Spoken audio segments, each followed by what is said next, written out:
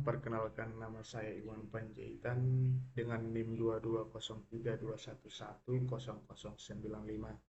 Nah, di sini saya merupakan mahasiswa aktif program studi agribisnis Fakultas Pertanian Universitas Trunojoyo Madura. Nah, pada video kali ini saya akan membahas tentang usaha tani padi Pak Sahir yang terletak di Desa Gili Timur, Kecamatan Kamal. Nah, langsung saja. Nah, untuk yang dibahas pada video kali ini yaitu pendahuluan, klasifikasi usaha tani Pak Sahir, faktor-faktor produksi yang digunakan Pak Sahir, kemudian analisis biaya, kemudian yang terakhir itu penutup. Nah, langsung aja. Karena padi adalah komunitas tanaman semusim. Padi merupakan jenis pangan yang banyak dikonsumsi di dunia dengan tingkat konsumsi 3 miliar orang perharinya.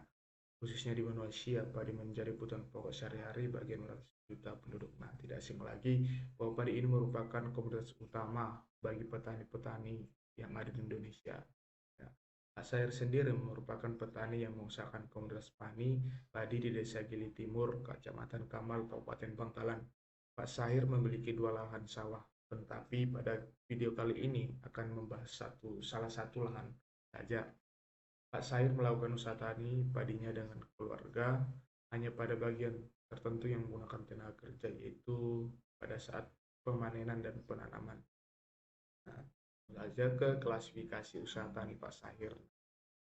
Yang pertama itu berdasarkan bentuk usaha tani Pak Sahir termasuk ke dalam usaha tani kooperatif. Mengapa dikatakan usaha tani kooperatif? Karena Pak Sahir sendiri mengusahakan usaha tani itu dengan menggunakan tenaga kerja keluarga dan kadang-kadang menggunakan tenaga kerja dari luar. Nah, jadi pengertian usaha tani kooperatif itu merupakan usaha tani yang dilakukan secara individual hanya bagi tertentu saja yang menggunakan tenaga kerja. Nah, kemudian yang kedua itu berdasarkan pola usaha tani Pak Sair termasuk ke dalam pola usaha tani khusus karena Pak Sair sendiri hanya mengusahakan salah satu komoditas pertanian yaitu komoditas padi. Yang ketiga itu berdasarkan corak atau sifatnya. Usaha tani Pak Sahir termasuk dalam corak usaha tani komersial dan subsisten.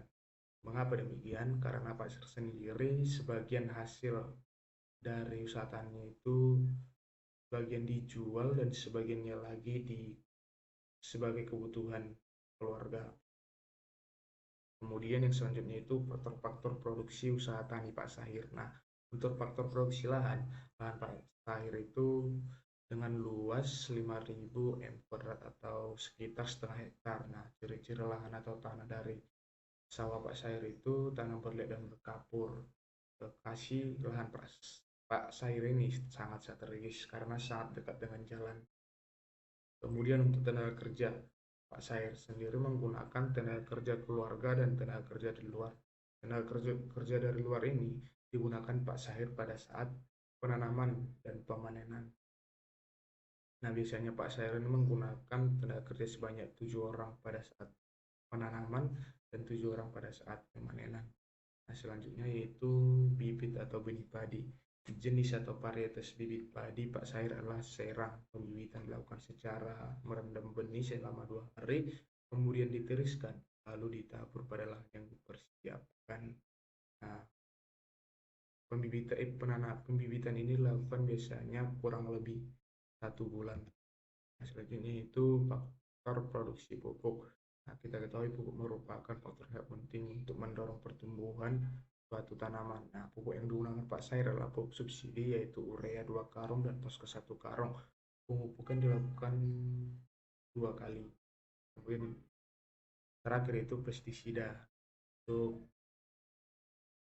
Pak Sair sendiri tidak menggunakan pestisida karena tanaman-tanaman pengganggu itu dibersihkan secara manual seperti kumat dan rumput liar menggunakan sabit. Kemudian jika ada hama yang menyerang tanaman padi Pak Sair itu dilakukan secara manual juga dengan cara menutup tanamannya dengan menggunakan jaring-jaring supaya tidak dimakan oleh burung. Nah, kemudian yaitu analisis biaya. Nah, analisis biaya di sini terdapat beberapa, mulai dari biaya tetap atau fixed cost, kemudian biaya variabel atau variable cost, kemudian biaya total atau total cost, kemudian biaya implisit, biaya eksplisit, penerimaan, pendapatan, keuntungan. Nah, langsung saja yang pertama itu biaya tetap. Biaya tetap adalah biaya yang tidak dipengaruhi besar atau kecilnya produksi suatu komoditas pertanian.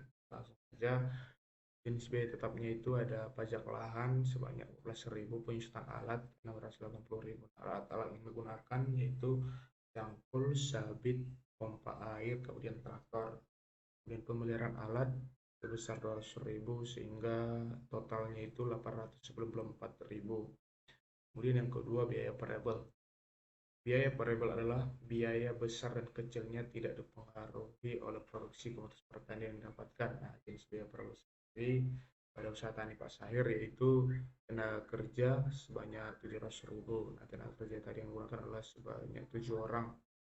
7 dikali 50.000. Nah, 50.000 adalah upah yang diberikan Pak Sahir. Jadi 70.000, 7 orang dikali 50.000, 350 dengan 2 kali menggunakan tenaga kerja, jadi sebanyak 700.000.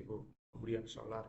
Solar ini digunakan untuk traktor dan pompa air sebanyak 50.000. Kemudian pupuk yang digunakan adalah pupuk urea sebanyak 2 karung dikali 130, 260, dan pupuk poska sebanyak 120. Jadi 120 ditambah dengan 260 jadi menjadi 380.000. Kemudian bibit atau benih padi. Bibit atau benih padi sebanyak 120.000 sehingga totalnya menjadi 1.250.000.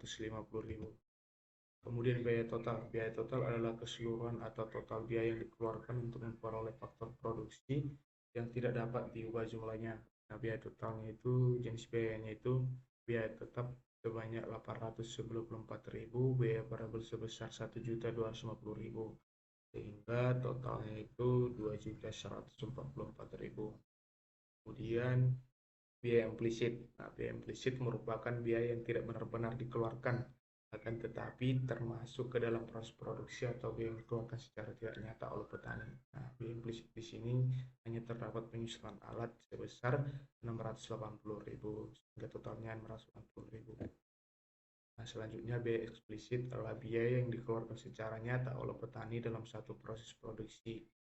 Biaya eksplisit mulai dari pajak 14.000, tenaga kerja 700.000, solar 550.000, pupuk 380.000, bibit atau benih padi 120.000. Jadi totalnya itu sebesar 1.264.000. Nah, selanjutnya penerimaan. Nah, penerimaan dalam usaha tani adalah perkalian antara banyaknya produksi yang didapatkan dan dikalikan harga jual.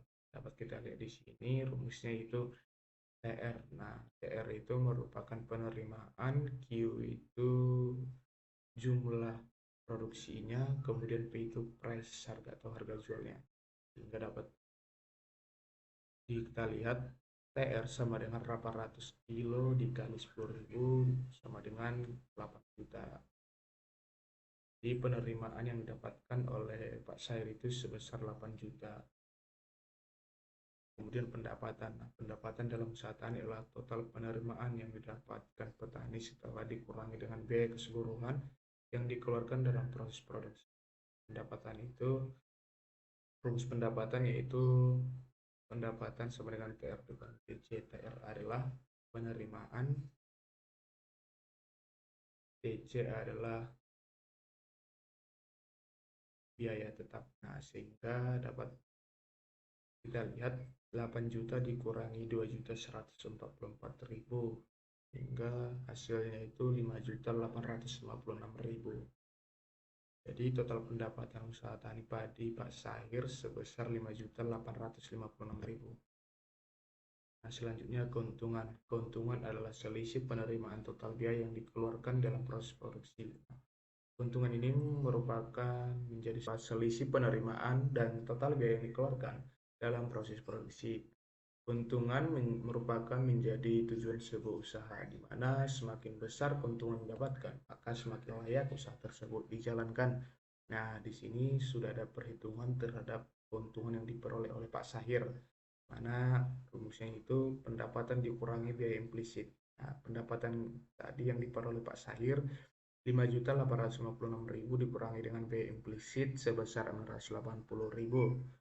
Nah, sehingga menjadi 5.176.000. Jadi total keuntungan yang didapatkan Pak Sahir dari usaha tani padinya adalah sebesar 5.176.000. Nah, dari sini, dari modal yang dikeluarkan Pak Sahir dan keuntungan yang didapatkan, maka dapat dikatakan usaha tani Pak Sahir ini layak untuk dijalankan karena keuntungan yang didapatkan yaitu lebih besar dari modal yang dikeluarkan.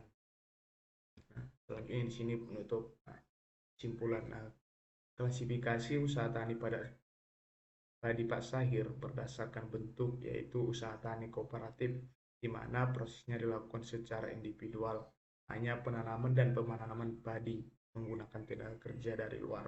Nah, berdasarkan corak atau sifatnya, usaha tani Pak Sahir termasuk ke dalam usaha tani subsisten dan komersial.